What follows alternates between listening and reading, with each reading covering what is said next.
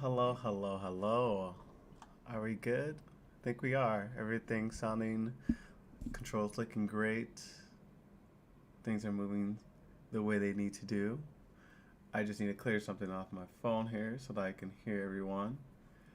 Um, and make sure I can hear myself. I'm trying to do a little thing here where I'm just a little more quick on fixing some troubleshooting things.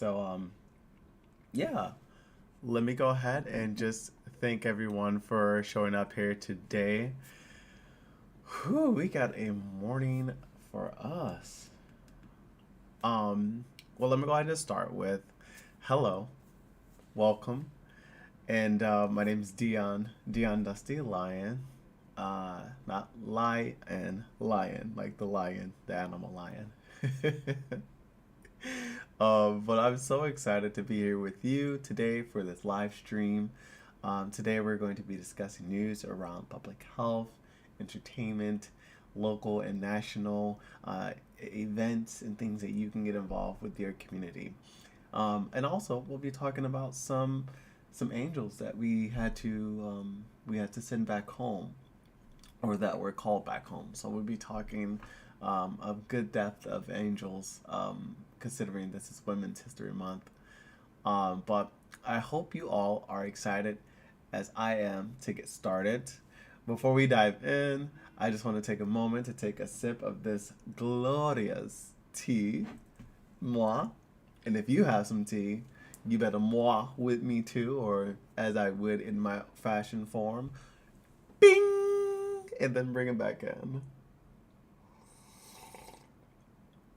Mm. I think I kind of got a little heavy-handed with the honey with this one, but it's really good. It works well with the peppermint.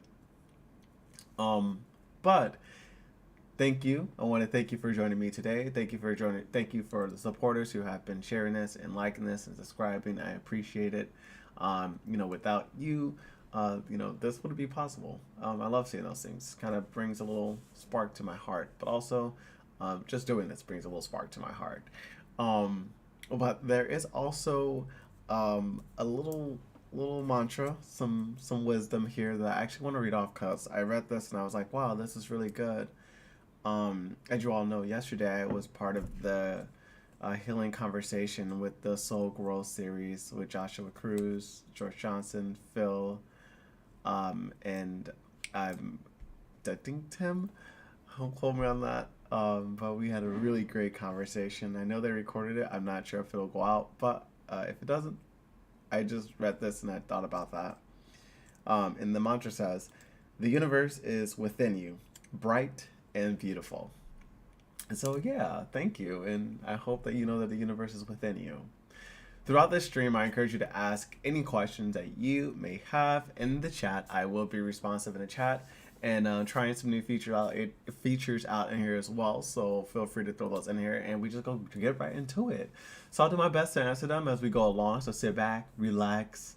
Let's get started. Enjoy this tea and enjoy these stories that I have for you all today. But first on the docket, we have the new drug combination offers hope for treating common STDs.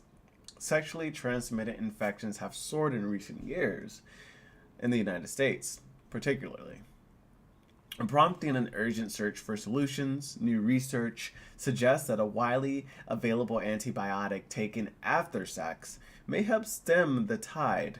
A single dose of doxycycline, taken within 72 hours of unprotected sex, dramatically cuts the risk of bacterial STIs. Studies have found. Ooh, let me get this. Let me get my mic ready. She about to fight me. Studies have found the approach seems most effective from preventing chlamydia, syphilis, and slightly less so for preventing gonorrhea. A new drug combination could offer hope for those who contract syphilis, chlamydia, and gonorrhea. Researchers have found that combining two antibiotics, doxycycline and ceftriaxone, can effectively treat the sexually transmitted disease. That word is I tried to say that last night in the conversation and it was throwing me off. I've been working on it a little bit.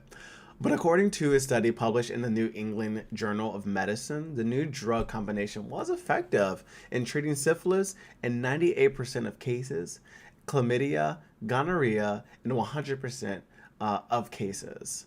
This is a significant improvement over current treatments, which offers and requires multiple doses of different antibiotics. And honestly, can cause a little bit of like pill fatigue if you're already a person who's taking a daily regimen. But according to the CDC, the for Disease Control and Prevention, there were about 2.5 million cases of chlamydia, gonorrhea, and syphilis reported in the United States alone in 2022, a 30% increase from just 5 years ago. The study's lead author, Dr. Sarah K. Winikoff, said in a statement, the increasing incidence of these sexually transmitted infections underscores the urgent need for new and more effective treatments. Our findings suggest that this combination of doxycycline and ceftriaxone could be an important tool in the fight against these infections. The study was conducted in Brazil, where the incidence of sexually transmitted diseases is particularly high. I think something that the United States and Brazil got in common, but the researchers had enrolled 270 participants with syphilis, chlamydia, and gonorrhea, and randomly assigned them to either the new drug combination or with the current standard of care, which is the multiple drug regimens or multiple antibiotics. The researchers found that the new drug combination was well tolerated by patients and had no serious adverse events, which is really nice now that we think about it. But they do caution that further studies are needed to confirm that the efficacy of the new treatment combination in other populations and settings is actually successful. So we need to see what that looks like in the US population. Despite the caveats, the new drug combination offers hope for these sexually transmitted diseases. As Dr. Winikoff notes, their study provides evidence for a new approach to treating these infections that could potentially improve patient outcomes and reduce the spread of these diseases. This is something uniquely a new study that's starting to really become more and more invested in. I think they call it MPCs, multiple purpose, or MPDs, multiple purpose drugs.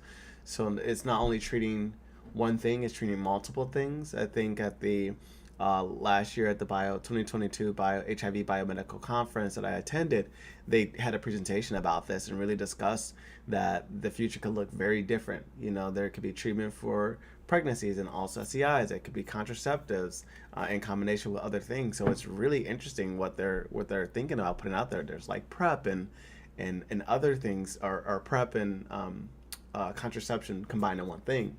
So it's really cool, and how they're kind of just exploring this, right? But that leads us to our next story, which is Health Resources and Service Administration, also known as HRSA, the HIV and AIDS Bureau. They had announced a community engagement program to strengthen the HIV and AIDS response. The HRSA-HAB, I'm just going to say that because it's a mouthful, has announced the launch of a new community engagement program to support organizations in their efforts to engage communities in response to HIV/AIDS. The program is aimed at strengthening the community's ability to provide high-quality HIV/AIDS care and treatment. In recent years, two grantees, HRSA-HB, stated that the community engagement programs will provide technical assistance and capacity building to support organizations working on HIV/AIDS issues. So think of like capacity building. How do we get the folks, how do we put people in these roles and these job positions to actually carry out these initiatives and programs that we are trying to implement? Technical assistance could be who has grant writing skills, who has outreach skills, who has organization skills that would require, again, that capacity investment. The program will focus on several key areas, including community engagement, health equity, and increasing access to care. HRSA-HAB recognizes the important role that community-based organizations play in response to HIV/AIDS. These organizations are often on the front lines of providing HIV prevention care services to individuals and communities affected by the virus. By providing support to these organizations, the community engagement program aims to build stronger, more resilient communities that are better equipped to respond to HIV/AIDS. The program will focus on a variety of activities, including developing and implementing effective community engagement strategies, improving health equity, and reducing health disparities, and increasing access to HIV/AIDS care and treatment. The program will also provide funding opportunities for organizations to implement innovative projects that address the HIV epidemic locally. The announcement of the community engagement program comes at a critical time for the HIV response. With a lot of things that are happening in the world of HIV, this could be a great significant progress that has move us forward to fight off and become better adapt with this virus, although there is still much work to be done. According to the Center of Disease Control and Prevention, an estimated 1.2 million people in the United States are living with HIV/AIDS, and an estimated 37,000 people were newly infected that occurs over each year. The community engagement program is an important step towards improving HIV/AIDS response and ensuring that individuals and communities affected by the virus have access to care and treatment that they need. By supporting community-based organizations and strengthening community engagement, the program has the potential to make a significant impact on the fight against HIV/AIDS. Organizations that are interested in learning more about this engagement program and how to apply for funding should visit the HRSA-HAB website for more information. The application period is expected to open in the coming weeks, and if you are wanting to just see more resources about that, I actually found a great link on Target HIV where I actually pulled some of this story from. Feel free to take a look at that. I encourage you to dive into that piece of information. Innovative HIV and STI testing at sex party promotes a sexual health, and very positive too.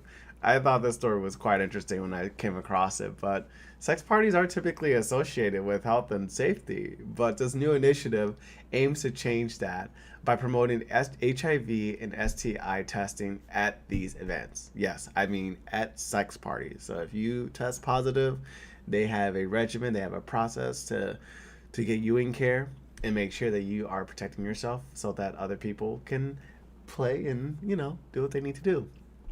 The initiative, called Party Favors, offers testing for HIV in a range of sexually transmitted infections at sex parties across the United States. According to the body, an online publication focused on HIV and related issues, Party Favors is a brainchild of a group of HIV prevention advocates who noticed a lack of testing options at sex parties. The initiative offers free confidential testing for HIV, chlamydia, gonorrhea, syphilis, and hepatitis C. The testing is done on site by trained staff who provide results within 20 minutes. Those who tested positive are immediately connected with the medical provider to follow up with care. The Party Favors initiative is based on the principle that testing should be easy, convenient, and accessible. By offering testing at sex parties, the initiative hopes to reach people who might not otherwise get tested. In addition to providing testing, Party Favors also offers education and resources on HIV and STI prevention, as well as harm reduction strategies such as condom use and PrEP. The initiative has already seen success in promoting sexual health. At a recent sex party in New York City, Party Favors tested over 100 people for HIV and STIs and identified several cases of chlamydia and gonorrhea. These individuals were immediately connected with medical providers for treatment. The Party Favors initiative is part of a broader effort to improve HIV and STI testing and prevention in the United States.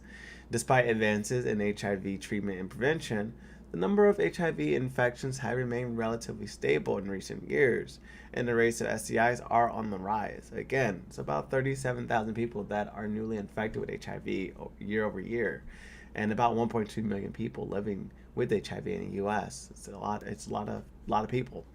So sounds amazing when you hear something like this. It seems very. This is the epitome of like we gonna meet you where you at. Initiatives like the Party Favor offer a promising way to address this public health challenges by making testing and prevention more accessible and less stigmatizing. As one of the organizers of Party Favors told the body, quote, "We're trying to promote sexual health in a way that's fun and non-judgmental. We want people to feel comfortable getting tested and getting tested and taking care of themselves." If you also are interested in learning more about this initiative and maybe have some ideas of your own, you can go ahead and check out the full story in the chat. And yeah, let me know how that works out for you. Georgia denies Medicaid expansion to HIV patients. Recent efforts to improve HIV care. This story is quite significant considering what the current policies are in Georgia. And I say that. Let me read my first segment and then or this first paragraph and then go into what I want to show you. Despite efforts to improve access to healthcare for people living with HIV in Georgia, the state has denied Medicaid expansion to HIV patients. This decision has been met with criticism from advocates who argue that expanding Medicaid coverage is critical to improving health outcomes and reducing new HIV infections. Earlier this month, Georgia lawmakers introduced a Medicaid bill aimed at expanding coverage for HIV care and treatment.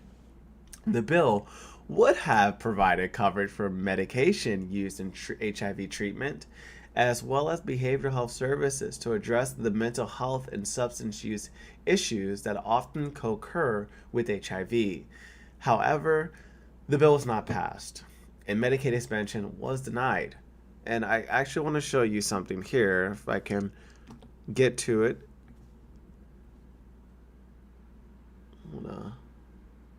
Can I transfer it over? Probably not. Do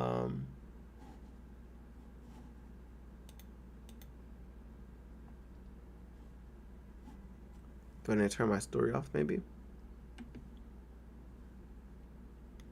Oh, you know what? It probably isn't because it's not. Oh, you want to know why? That's why.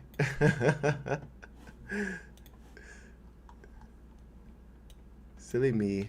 Silly rabbit. But after reading that statement, you can see here that Georgia, which I thought was quite backwards. Sorry, I have this feature on my computer. But Georgia currently covers people living with acquired immunodeficiency syndrome, which is also known as AIDS, but not those living with the human immunodeficiency virus, which is HIV.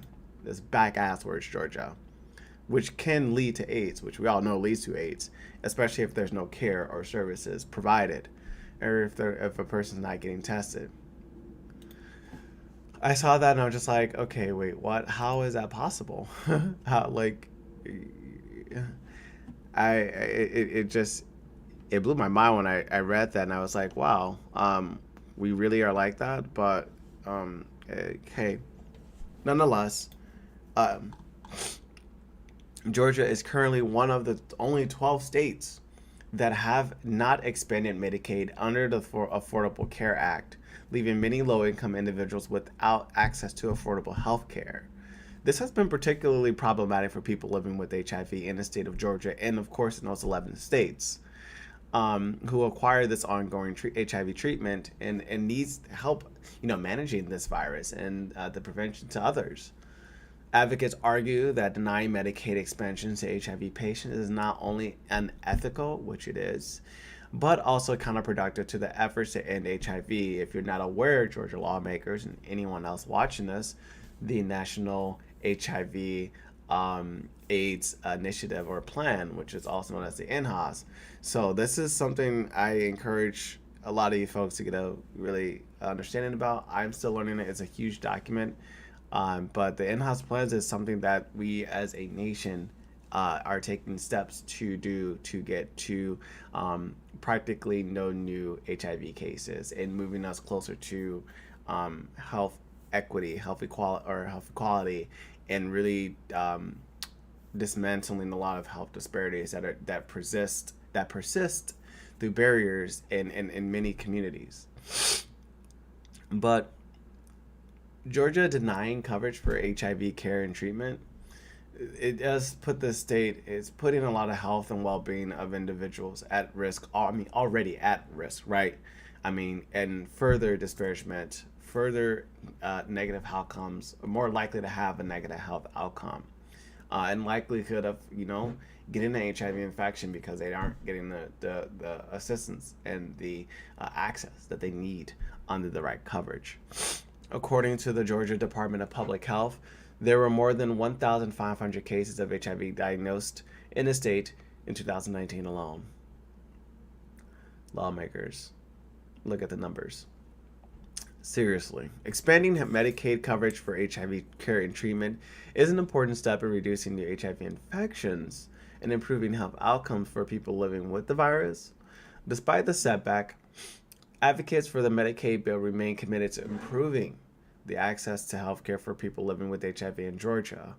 They are urging lawmakers to reconsider their decision and work towards expanding Medicaid coverage for all individuals, including those living with HIV. If you want to learn a little bit more about that story, of course, it is up for you to go and read. There are some other sources that you can pull from, but that was one that I kind of went off for that story today. Sorry, my allergies are starting to kick in. But moving on to our next story, how ableism holds back scientists in science. Ooh. Sorry, y'all. Something just came through. In the field of science, there have been a long-standing issue with ableism, or discrimination, and prejudice against people with disabilities. However, there is now a movement to overcome this problem and create a more inclusive environment. Researchers at the Johns Hopkins Bloomberg School of Public Health recently published an article detailing the history of ableism in science and the steps being taken to address it. They argue that ableism has long been present in scientific research, from the way data is collected and analyzed to the assumptions made about the abilities and limitations of study participants. The article notes that this has led to the lack of representation, and failure to fully address the healthcare needs and health needs of people with disabilities. In response, there has been a growing push for greater inclusivity in scientific research and for researchers to consider the unique perspectives and needs of people with disabilities. One such effort is the community engagement program by what I mentioned to you earlier before, the the Health Resource and Services Administration's HIV and AIDS Bureau, which seeks to involve people living with HIV in the design and implementation of research studies. Now, this came up in our conversation last night where we really discussed, is HIV/AIDS considered a disability? Is it a chronic illness? Nowadays it's being clumped into it. And a lot of us really didn't, for us as on a panel, it was a tough question because it was like, the best way I can answer it for me is, in my experience, I've always tried to, I see in the application when I do apply for a job that is in there, but I always looked at that disability for my learning disability, not necessarily for my HIV disability or prognosis. And because of that, that's why I've always leaned into the left more than the right. But when that question came into mind and this came up, that really puts in the effort, like, what do I see it that way? There clearly are intersections, of course, but my concern with it is that I don't deny that there are systems that does not provide policies or protections for HIV as they would for other disabilities. And that being the case, that if that was the case, there wouldn't be HIV discrimination laws in there, and vice versa. That wouldn't be discrimination or ableism within the world of disability. Like, there are areas where there exists, but there are laws that protect them from these things from happening, of course, right? But I think with having HIV and AIDS, it's really unique. I'm not gonna say I don't think it's a disability, but I know that it is something that it's a conversation that we need to have in a much greater, a more broader sense, where it's not just a disability, but like how does this, if we see it as a disability, can we treat it in that way when we talk about policy and law, and how people are treated in different environments? Are they protected, right, from the sort of stigma in that case, right? Can we now call stigma, get stigma language and stigma promotion and things like that? Can that also be recognized? So I think it recognized to be a detrimental harm to the health, which it is, but actually be that under law or under policy, or even within a organization or a work environment policy, right? So like, how does that really pertain to that? Because there have been instances where I've been in jobs where I would talk about my HIV status, and it was kind of like, hey, don't do that, don't talk about it, because they just don't get that. They don't. This is a manly man kind of thing, and I'm not kidding. That was the quote manly man used, and that's is that protected, or is that just someone just having an ignorant mindset, behind this? So again, it's a greater discussion, but that came up last night, and it was really good. Like I said, it's recorded. Hopefully, it gets out there, Joshua. We're going back to the Johns Hopkins Bloomberg School of Public Health article. The article notes that this has led to, again, a lack of representation and failure to fully address the health needs of people with disabilities. The article also highlights the importance of training researchers to recognize and address ableism, as well as the need for funding to support disability-related research. The authors hope that these efforts will lead to more equitable and inclusive scientific community that can better serve the needs of all individuals, regardless of ability. Overall, the article serves as a reminder that ableism has a long history in science, but there is now a growing movement to overcome and create more inclusive, sorry, my sinuses are killing, more inclusive and diverse research environments. With continued efforts and attention, research can better serve health needs of all individuals, including those with disabilities. If you want to learn a little bit more about this particular story, I'm going to go ahead and drop it in the chat where you can actually access the article yourself. Now moving over to a new topic. This is more so on the technical side, but this is really something that's growing. AI and the copyright problem, something I think a lot of folks aren't really considering when we start to use a lot of AI tools. I think I did a quick search online, and what I learned from this quick search was, and I'll pull it up here. Let's see, how did I search this? Copy.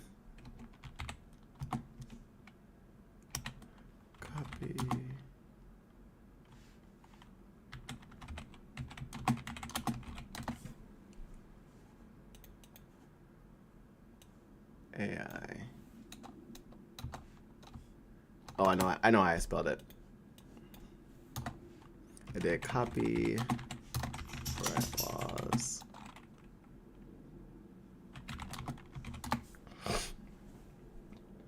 Okay, here we go. So AI created images aren't protected by copyright laws according to the U.S. Copyright Office. If you do another search, there's another one here as well. Images in graphic novels created by artificial system should not be granted copyright protection. This is opinionated from Reuters. But there was a search. I'm trying to see where it is. There was one I did, and it just gave me it right out. But essentially what I'm getting to, and sorry that I'm kind of pulling us away. Let me get my story back up there. But getting back to my story at hand, artificial intelligence, also known as AI, artificial intelligence, is becoming increasingly advanced with the ability to create highly realistic images, videos, and even text. While this has many potential applications, it also raises some important questions about copyright and intellectual property. According to a recent article in Medium's Geek Culture, the use of AI in creating new content is making it difficult to determine who owns the copyright. For example, if an AI system generates an image or video, who holds the right to that content? I believe what is being discussed right now is that it's not giving who owns it, but it says that it's not protected by copyright laws in the United States currently. It doesn't say so. There's no ownership, but it says that you necessarily don't own it. So if you make it through it, be cognizant. Be aware of what this could lead to. Use your common sense with this one, right? But this issue is further complicated by the fact that many AI systems are based on machine learning algorithms, which are trained on large data sets of existing content. This means that AI-generated content can be similar or even identical to existing copyrighted works, raising questions about whether it constitutes infringement. To address this issue, some experts are advocating for new laws and regulations that would clarify the ownership of AI-generated content. Others are exploring the use of blockchain technology to create a decentralized system for tracking and verifying ownership of digital assets. This is getting serious. Despite these challenges, there are also many exciting applications of AI in the world of copyright and intellectual property. For example, AI systems can help identify instances of copyright infringement by scanning large data sets of digital content for similarities and patterns. Overall, the use of AI in copyright and intellectual property is a complex issue that requires careful and meticulous consideration and attention.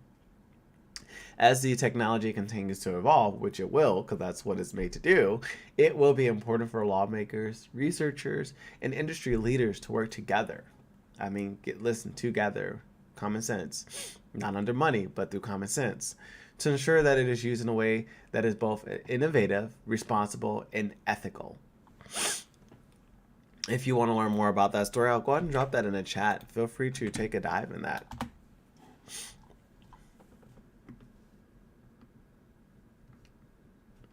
Moving on to our beautiful next story, Sister Loves.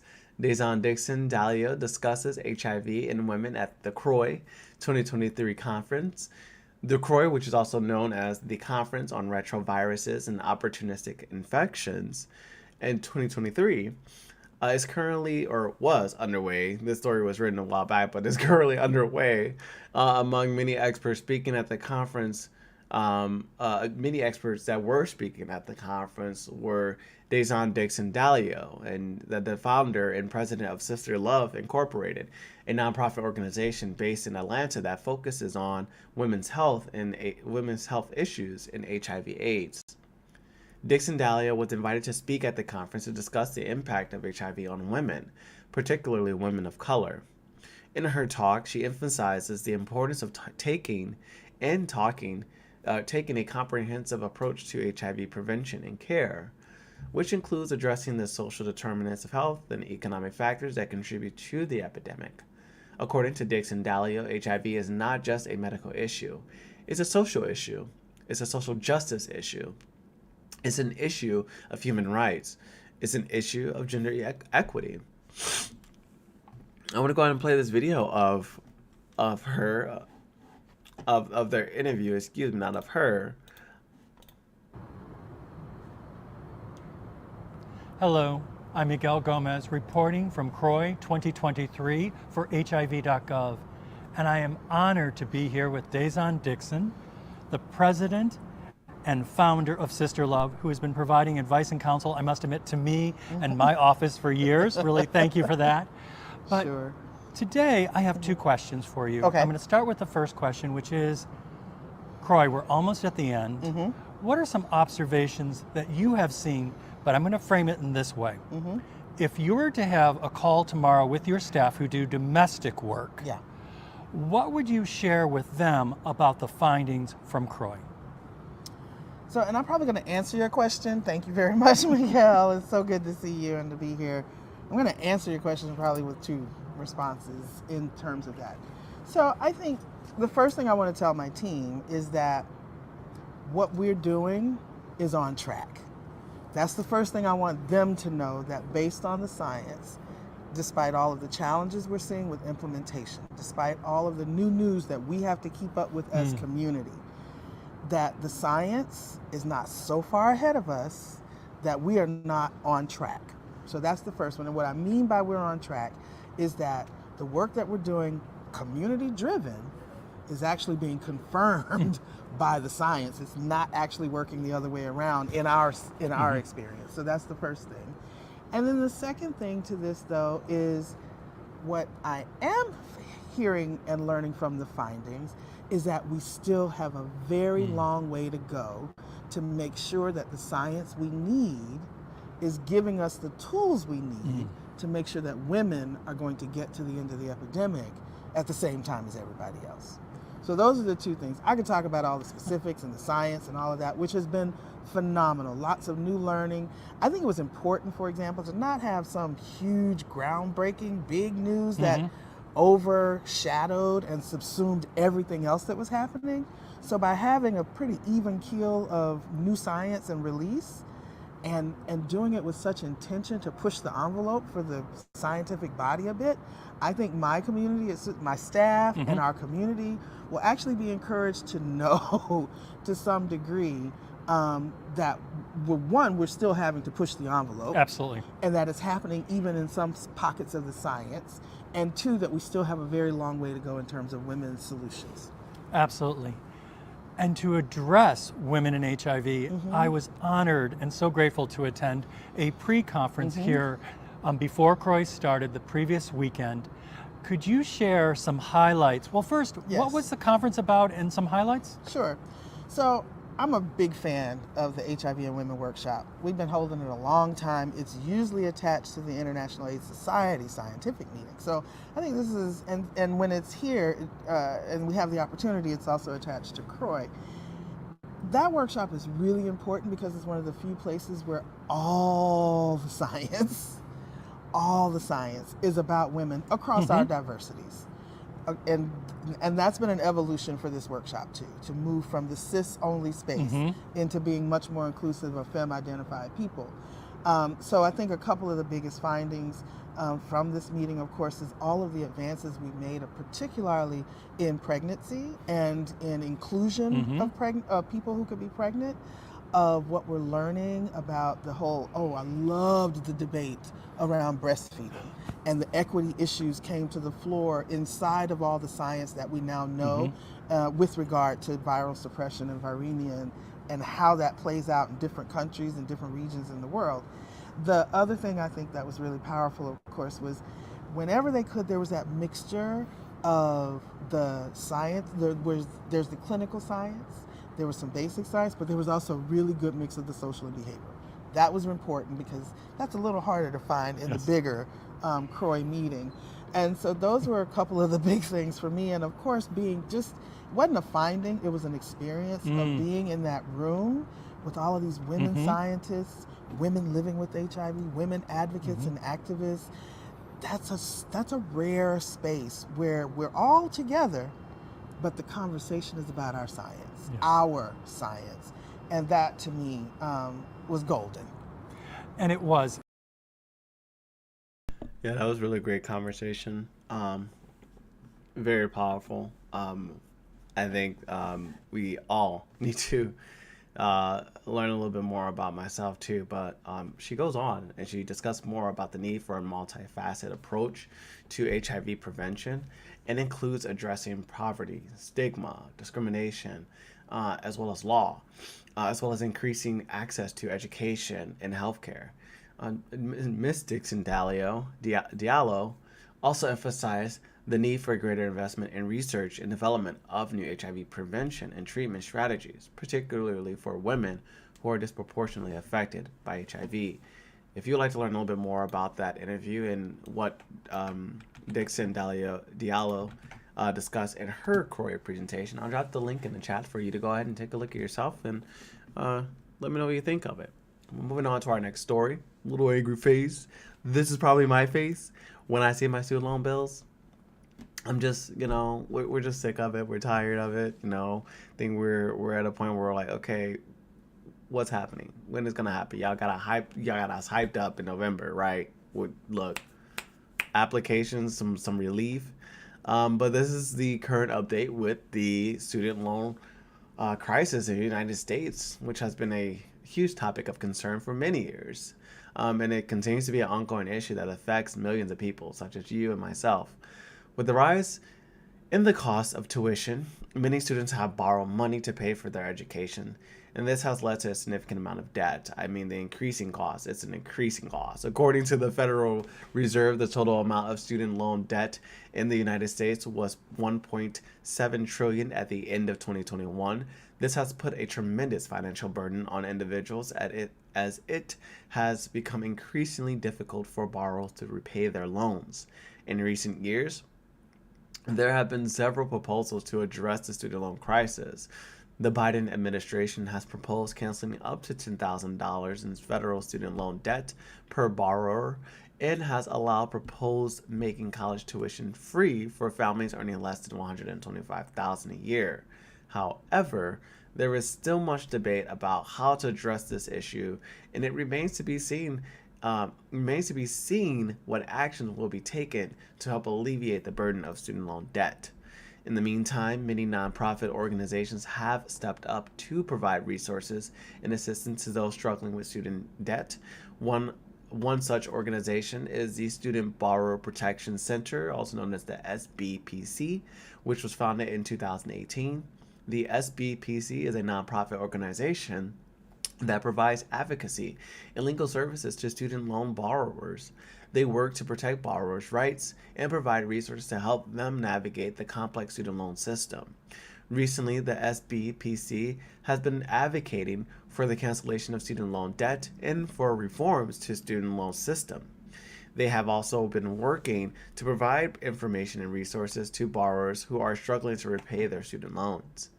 While there is still much work to be done to address the student loan crisis, nonprofit organizations like SBPC are working to provide much needed support and assistance to those struggling with student loan debt. If you are eager to learn a little bit more about the SBPC and the current status of the student loan debt crisis, I dropped a link in the story. Feel free to check that out. Excuse me. But moving on to our next story. Told y'all sinuses. It's snowing outside. I'm not sure why my sinuses are going crazy. But HIV criminalization legal and policy assessment tool has been produced. This is a really interesting tool, by the way. A new tool has been developed to assess the legal policies surrounding HIV criminalization in the United States. Something that I think a few other states who still have HIV decriminalization or HIV criminalization laws still on their books. But this tool, called the HIV Criminalization Legal Policy Assessment Tool, was developed by Change Lab Solutions, a public health organization that focuses on promoting healthy communities through policy change. HIV criminalization laws are state-level laws that criminalize the transmission of HIV or the failure to disclose one's HIV-positive status to a sexual partner. The laws are often based on outdated and inaccurate assumptions about HIV transmission and can be harmful to people living with HIV and those that are at risk of HIV. They can also discourage people from getting tested and seeking treatment for HIV. So it just doesn't affect folks who are HIV positive. It affects all of us in one way or another. The HIV criminalization legal policy assessment tool is designed to help policymakers and advocates assess the legal policies in their state and determine whether they're in line with best practices for HIV prevention and treatment. The tool includes a checklist of legal provisions related to HIV criminalization, as well as a guidance on how to assess the impact of these provisions on people living with HIV. According to Change Lab Solutions, the tool can be used to identify areas where legal reforms are needed, such as removing HIV criminalization laws or updating them to reflect current scientific knowledge about HIV transmission. The tool can also be used to educate policymakers and advocates about the harms of HIV criminalization and the benefit of adopting evidence-based policies. The HIV criminalization laws have been the subject of much debate in recent years, with advocates calling for their repeal or reform. Many public experts argue that these laws do harm in many ways and they do good by stigmatizing people living with HIV and discouraging folks from seeking testing and treatment.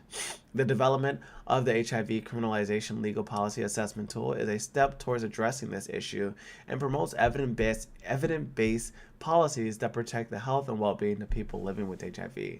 I think this is such a phenomenal tool, such a great story in my last news story for today, and I think I don't even think I encourage all of you to share this tool. This is a profound tool in such a way that works with um, um, innovative technology and solutions to address issues such as HIV criminalization. So I thought this was wonderful when I read this. But moving on to our next story, and this is actually going to be going into our my for me my exciting period because I get to play this.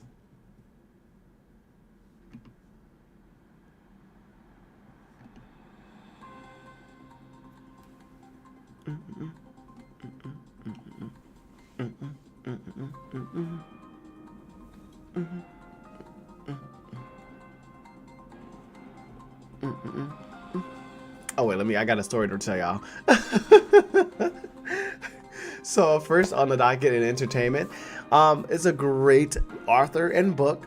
In recent years, there has been a growing conversation about the role of race in representation in literature and the media.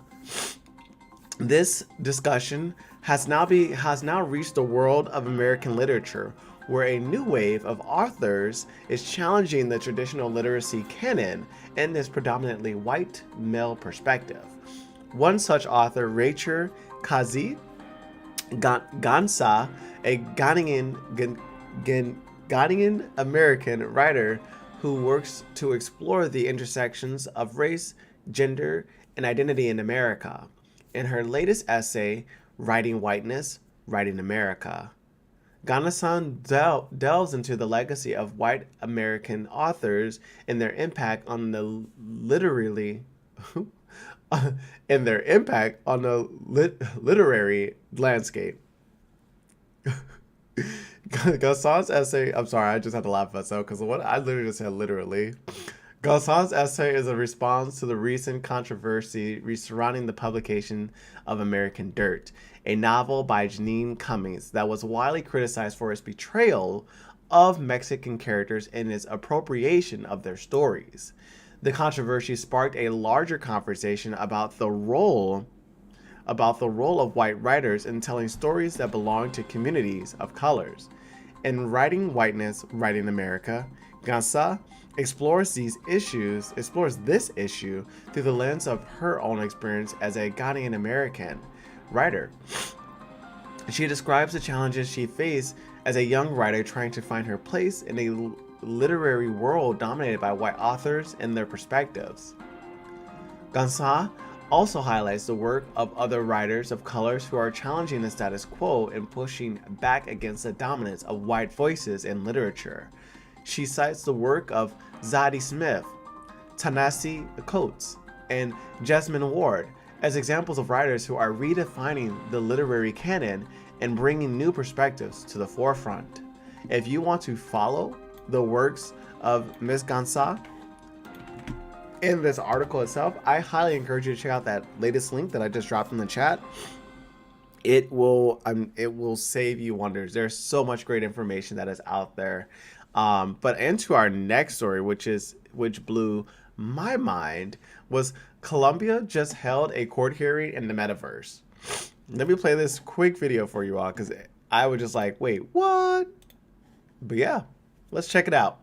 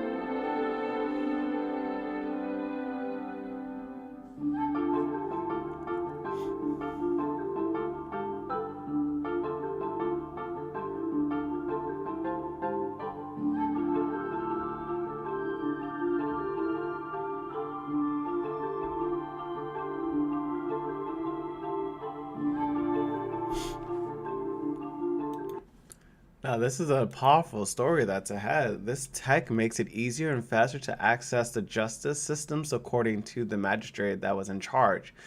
Judge Maria Victoria Quianos, the metaverse is a fully immersive digital reality, generally accessed through an extended reality, such as the lens that you saw in the video. Um, Judge Maria said the metaverse meets the needs of the fair justice system. It provides a neutral space for all parties to allow for a free exchange of information while removing the need for everyone to gather in the same physical space. The judge also made use of the AI chatbot ChatGPT. She asked it to explain terms such as metaverse and avatar to the participants, and she consulted it in the best way to verify identities. The metaverse is still in its infancy, but it's growing fast with a 54% expectation of having half a billion users by 2040.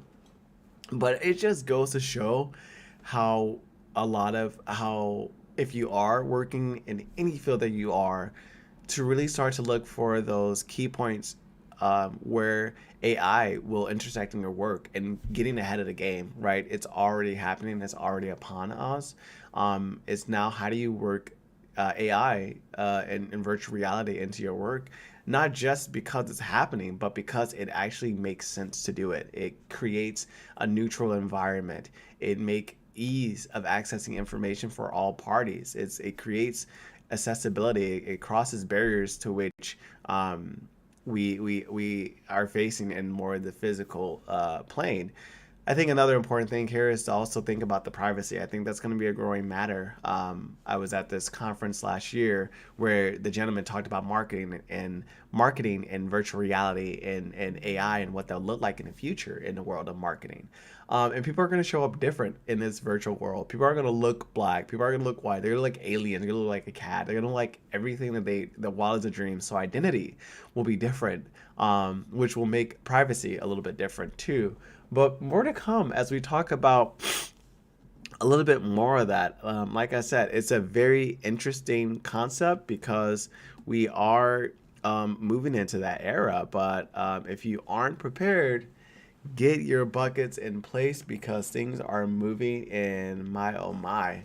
They are moving fast. But moving on to our next story. This is our angels, sending our angels back home. Now, this is a special slideshow that was put together by an AIDS advocate on Instagram and then also promoted furtherly on thebody.com, highlighting these amazing women.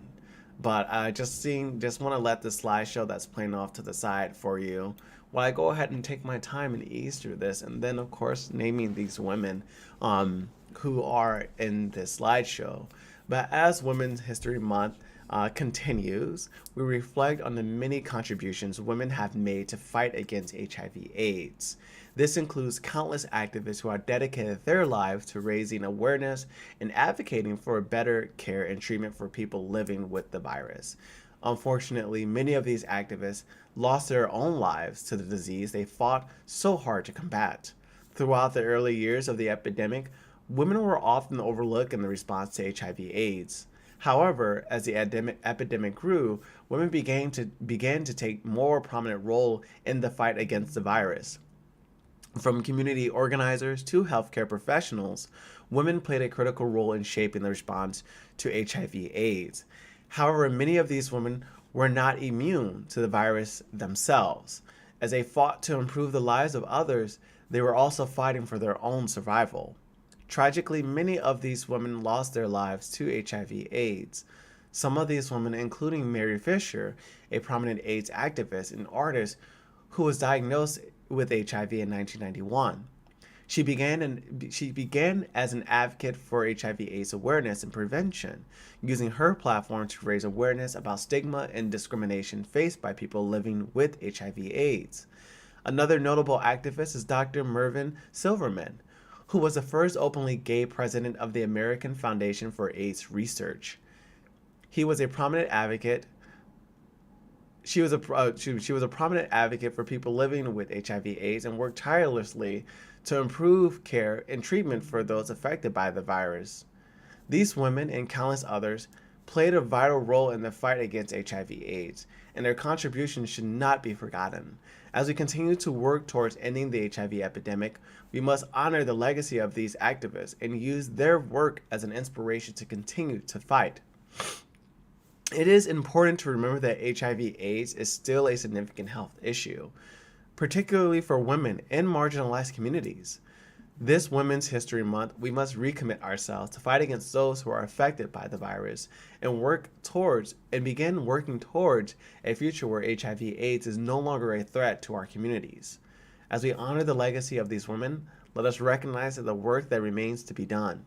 By coming together and working towards a common goal, we can continue to make a progress in the fight against HIV/AIDS and ensure that the voices of those lost to the disease continue to be heard. And now I want to take some time to read off these women, these amazing, phenomenal women advocates who have done the work and who have set the stage for me to be able to do something like this myself. Katrina Haslip, 1959 to 1992. She was an advocate for prisoners and women with AIDS. Tori Dent, 1958 to 2005. She was a poet, an essayist, and an art critic. Elizabeth Glazer, 1947 1994. She was an AIDS activist. Iris de la Cruz, 1954 to 1991, activist and writer.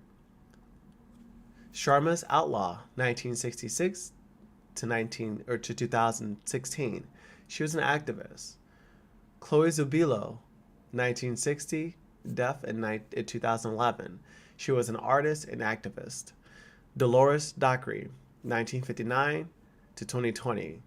She was an activist and service worker. Now, I just want to put in here, the names that I'm reading off do not correlate with the photos that you are seeing on the screen. Please, take some time to research these women that I'm naming off for you. Belinda Mason. She was a government advocate, 1958 to 1991. Elizabeth Love Fernandez. Born unknown, deaf 2018. She was an activist. Mary Bowman. Born 1989, deaf in 2019. She was a poet. Marina Alvarez. Born 1952. Her deaf is unknown. She was an activist. Joan Baker, 1966, deaf in 1993. She also was an activist. Phyllis Sharp, born 1952, her deaf is unknown. She was an activist. Carrie Lynn Duran, born 1962, deaf in 1995. She too was an activist. Allison Gertz, born 1966, deaf in 1992. She was an activist and educator. Again, I encourage you, if you want to learn more about these women, please check out the link in the chat that I just posted. The names that I read off did not correlate with the photos that you are seeing next to me. I put a slideshow together. I tried to time it in my practice, but it was nearly impossible to do. So I really hope that you do take some time out and just go back and read that. But moving on to our next bit of information, which is going to be what's happening in our events. So rediscovering yourself as you transition in your career and life. If you're like me and you're transitioning your work right now, this is the conversation for you. Thursday, March 16, Next Group welcomes coach and facilitator Kavita Ahuja to guide you through the first steps on how to rediscover yourself as you transition in your career and life. Using a proven framework, Kavita will help you answer these questions during this online workshop. What are my true strengths and gifts? What am I passionate about? And how do I bring this passion into my work and my life? If you're not aware, if you don't have an answer to those questions, I encourage you to check out this event. It's virtual and it is free for you to join. It'll be Thursday, March 16th at 6:30 Central Standard Time.